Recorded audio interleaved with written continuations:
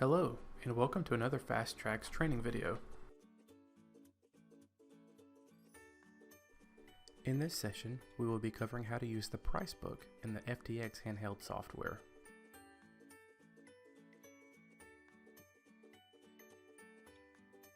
After opening and logging into the FTxHandheld application, we will choose the Pricebook button. On this screen, we can manually look up items in a variety of ways or simply scan the item.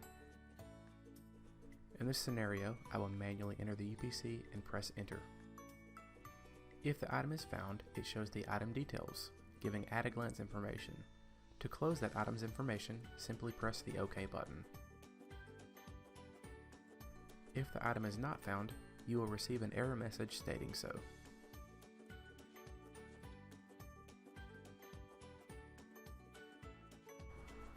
For any questions or assistance on this topic, please refer to the documentation or contact our Lifeline support analyst.